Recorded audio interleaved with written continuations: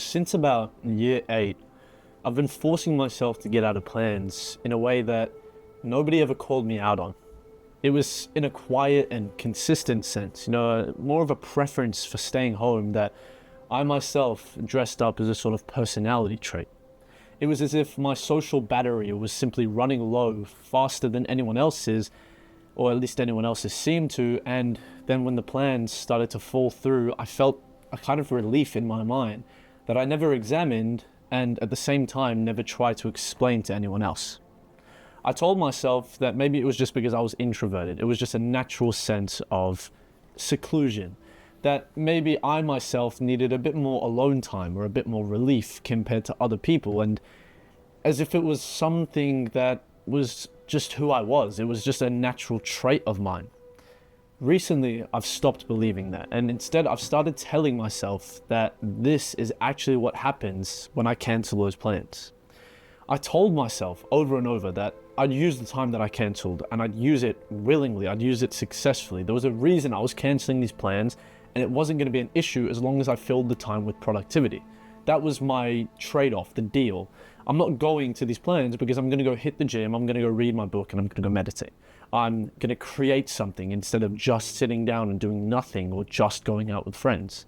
I'll finally, at some point, get to the thing that I've been putting off for ages. And the cancellation then, in that sense, felt fair because I was trading the social plan for something better in my eyes. And then I'd fall in bed, lie down, and rot away watching content or YouTube for 4 hours instead of going out with friends and having social interaction. And it was kind of like clockwork. Basically, every single time, that is what happened to me.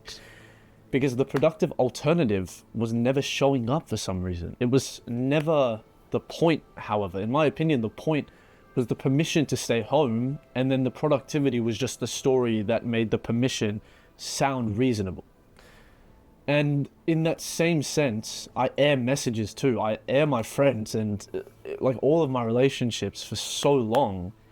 Sometimes, I see a text and reply in maybe 30 seconds because my social battery feels full and the person seems like someone I genuinely want to spend time with or want to enjoy their time with, or they feel close enough that a conversation feels possible in that moment. Other times, the person can send a message and even the same kind of message, the same respectful way, the same tonality, and I'll let it sit there for 6 hours, 5 hours, 4 hours, maybe even a day before I send a response because something inside me has gone quiet and I have no idea how to share that or how to say that without sounding like I don't care. I have no idea how to respond to their message in the same way that I would when I was willing to respond to their message. And from the outside, it looks like an inconsistency. It looks like something solvable to everyone else around me. It looks like I'm just choosing to air them because I don't want to talk to them. But for me, it feels something completely different. In the eyes of the person, it may feel like rejection. It may feel like I don't want to talk to them, but I just chose to never explain it to them because until recently, until I actually started doing some introspection and looking at myself, I didn't have the words to tell them why this was happening. So what I replaced the people with wasn't anything better. That is the key difference here. That is the issue, that is the root. When I replaced my time spent with people, I thought I was replacing with something more productive or something better. But no, it wasn't better. It was simply easier. And it was with other people whose lives lived on a screen. It was through YouTube, through movies, through TV shows, through video games, or the warm and the specific comfort of watching someone else exist while I lay still and let myself run away and feel as if I was part of something without actually paying for the inclusion. And that is that parasocial sense about this entire situation that nobody mentions or speaks out loud about. It's not that you obsess over a creator or you want to live with them or live in their life or believe that you know them in any sense, but it's a quieter feeling. It's the fact that their presence fills the room that feels silent because you're not talking to anyone else. Their voice acts as company to you, and their life stays interesting enough for you to continue watching, yet never ask for anything back of them, or at least the content never asks of anything from you. So slowly through that process, without ever actually deciding to, You build your entire social life, you build your entire dynamic on something that demands nothing back from you. There is no awkwardness, there is no effort, there is no leaving the house. There's no version of you which might say the wrong thing or feel the anxious or feel the anxiety or feel anxious being seen by people who actually know you and having to perform around them. All it is the screen. It's the screen sitting in front of you and the comfort that comes from that screen and the hours upon hours spent in front of that screen that feel so full as you are inside them, yet leave nothing behind when they end. They take nothing from you. They give you everything, at least they feel like they give you everything that you gain from a social interaction without taking anything away that a social interaction takes from you. But I think the hardest bit about that is the fact that the thing that the social interaction takes away from you is the thing that leaves you a genuine benefit. Because eventually you learn how to overcome the obstacles of introspection or isolation. In a different sense, however, the gym is one of the actual things that I've started to follow through on in any sense. And I think I've started to notice why. You know, I told myself, okay, I'm not going to go out because I'm going to go to the gym. I'm going to have a productive day.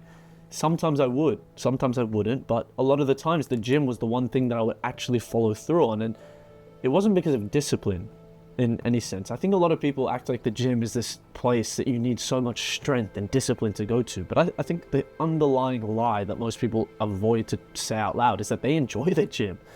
You couldn't go to the gym for 4 years straight if you didn't enjoy going to the gym. And it's not as if I've built this healthy routine around the gym or for some right reason. But instead, I think me, myself, and many other people go to the gym because it fills the space that they themselves created in their soul. It fills the void that they made by not seeing other people. The hour or the 2 hours that you would have spent with people becomes the hour or 2 hours that you spend in the gym or spend lifting or doing cardio or anything or exercising.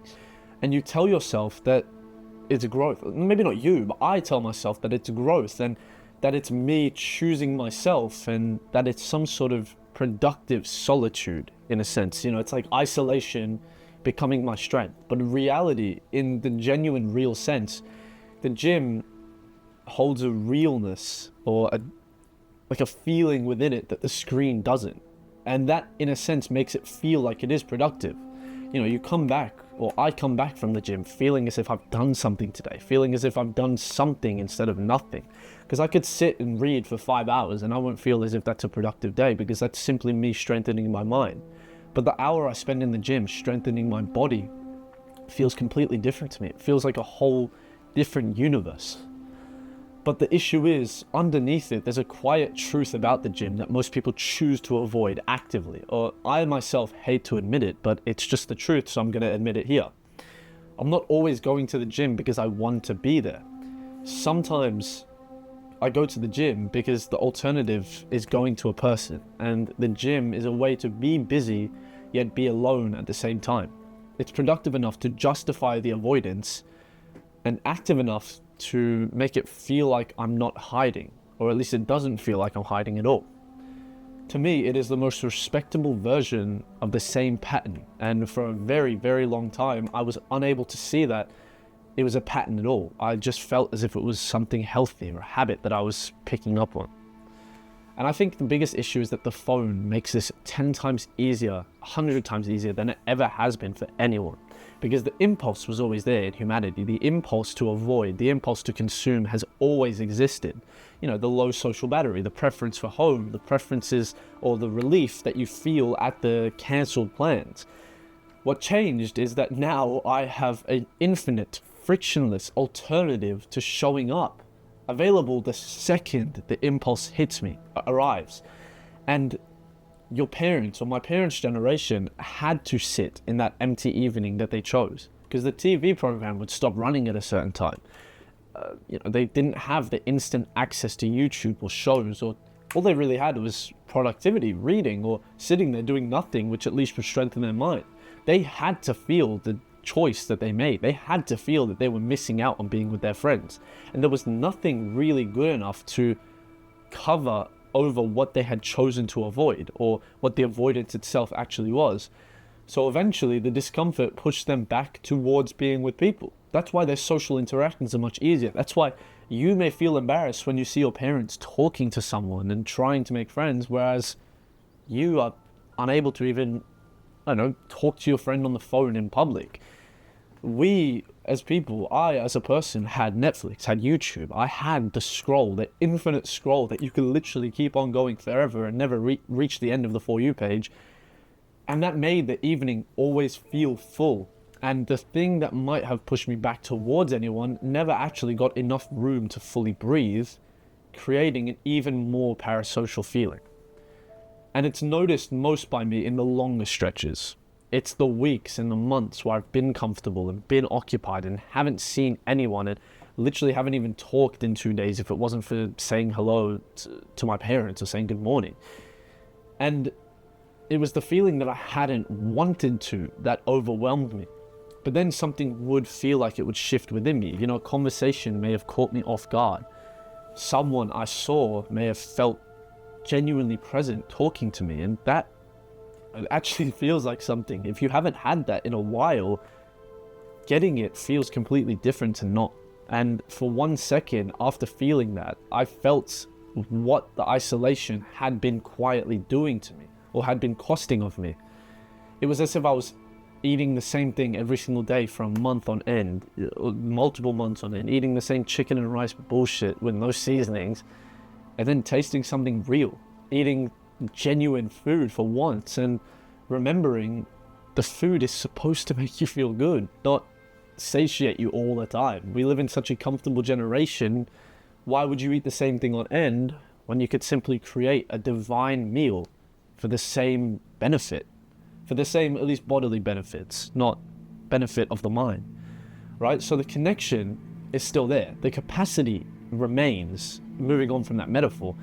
All it does is take more to switch on than it ever actually used to. And I keep choosing the option that takes nothing. And I think I'm aware of that now, which is my biggest, maybe not my biggest strength, but at least the strength that is the step towards realizing the issue within my life. But the awareness is not the same as a solution, because I do not have a solution and I'm yet to fix it. Some weeks are better than others, I'll say that for sure. Sometimes I respond to my friends in some relationships within instantaneous minutes, within 20 seconds of seeing the message. Sometimes it takes me an hour, and sometimes it can take me a fucking day.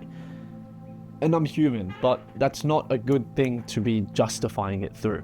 So I have to come to the realization that some days the battery falls flat within minutes. Some days the battery fills completely quicker than it ever has in my life. And sometimes the messages get answered and plans hold and the phone call gets picked up and I feel like the person I would rather be. But then sometimes the other days the texts fall face down on my phone for 6 hours straight while I tell myself I'll get to them. But there's an incandescent feeling within me that makes me not want to get to them. I feel content with that loneliness. And the part that I haven't heard said plainly enough, I haven't heard anyone speak about it without any sort of semantics or fucking stupid philosophy behind it. And as much as this channel is a philosophy channel, I think there's no reason to mask true feelings behind a bunch of fancy words and sentence structures. The isolation does not always look like loneliness. From the outside, it may feel or look like a full life. Someone who feels content within themselves. Someone who has things to do. Someone who has things to watch and productivity or habits to get to and a comfortable routine to follow. But the people you aren't calling, the people who can't see you living, can't see that you're not calling them because they're too busy focusing on themselves. And once you're at a good enough distance, once you're good enough at the comfortable nothing, you stop noticing either sectors. You simply start to dissolve into a person who has no social interactions with anyone and also doesn't get to the productive habits that they once told themselves they would. So I'm urging you to break out of that cycle before you end up like me throughout a lot of the years of my life. Because I things I would do to go back and just spend more time with the people that I don't have the chance to now. And I think a lot of people have that same feeling.